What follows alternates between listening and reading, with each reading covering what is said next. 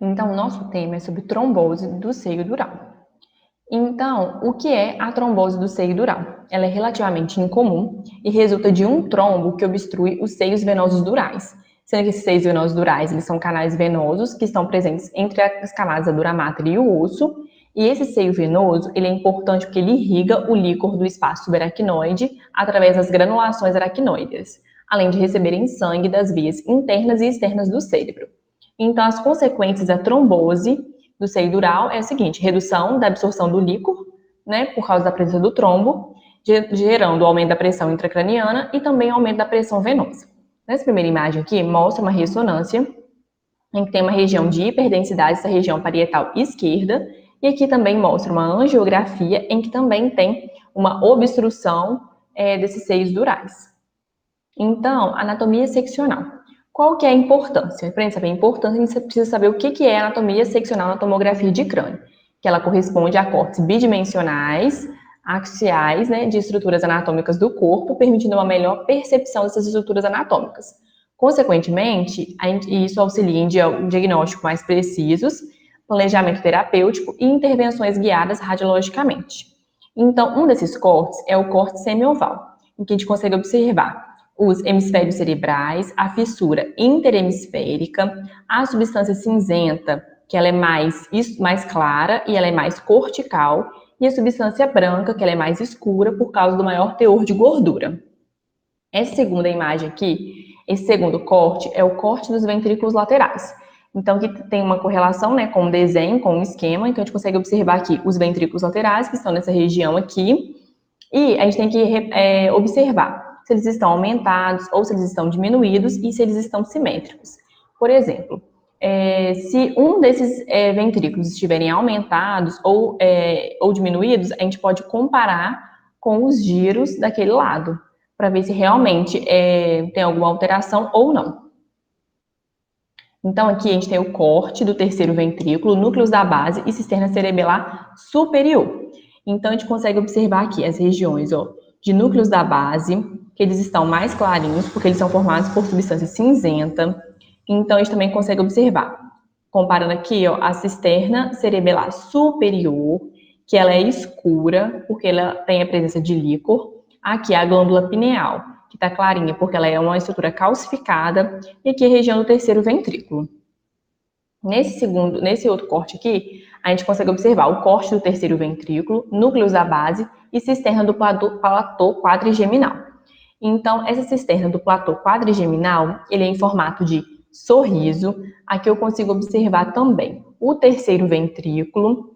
Aqui também é possível observar os núcleos da base, aqui o cerebelo, o tentório e também é possível observar aqui a fissura de Sylvius. Aí a gente tem o corte do mesencéfalo e a cisterna interpendicular. Então, aqui é possível observar a cisterna interpendicular, a região do mesencéfalo.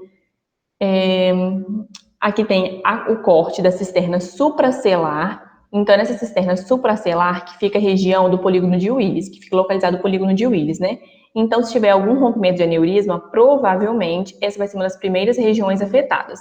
E aqui a gente também consegue observar o quarto ventrículo, os lóbulos temporais.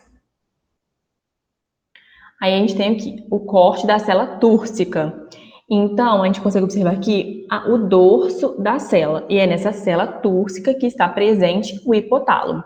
Mas a gente também pode observar o quarto ventrículo, os lóbulos temporais, e aqui, por último, o corte da junção ponte-medula. Então, aqui tem a junção ponte-medula. Além disso, a gente pode observar também o osso petroso e as órbitas aqui nessa região, as órbitas.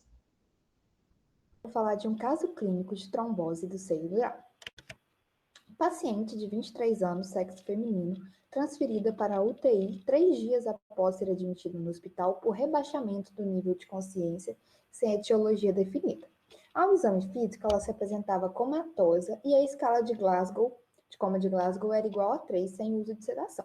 As pupilas estavam isocóricas e fotorreagentes, sem resposta motora e sob ventilação mecânica. Foi realizado exames de tomografia computadorizada do crânio, ressonância magnética e angiografia. Na TC, mostrou-se uma hiperdensidade do seio sagital superior e transverso direito e hiperdensidade da tórcula, sugerindo um diagnóstico de trombose venosa cerebral. Aqui estão as imagens 1A e 1B dessa TC.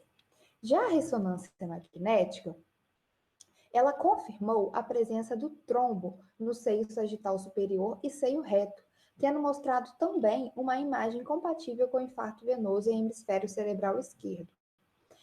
A ressonância é a imagem 1C e 1D, aqui mostradas. Já na angiografia digital, a angiografia digital mostrou uma extensa trombose venosa cerebral, que acomete o seio sagital superior e inferior, a tórcula e seios transversos, além de acometer também o fluxo venoso por veias anastomóticas inferiores com drenagem pela via Labé.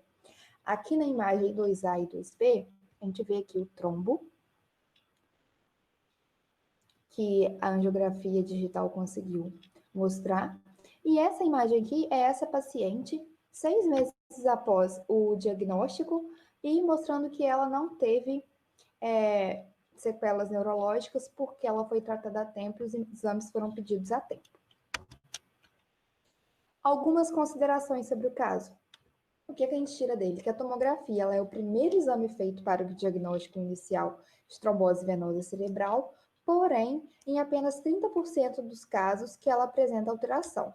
Portanto, ela tem baixa sensibilidade para TVC. Mas, no caso apresentado, a DC mostrou a hiperdensidade dos seios venosos, levantando, então, as suspeitas quanto à trombose venosa, o que motivou o médico a pedir a ressonância magnética, tendo papel no diagnóstico final. Já a ressonância magnética, ela permite observar com mais detalhes os trombos e as alterações do parênquima. E nesse caso, ela confirmou o diagnóstico de trombose venosa cerebral, pois ela mostrou as áreas de infarto venoso acometidas por essa trombose. E a angiografia cerebral, anteriormente, ela era o gold standard no diagnóstico de trombose do seio dural.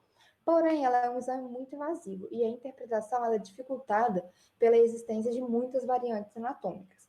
Então, considera-se a ressonância magnética como o exame mais sensível nesse caso.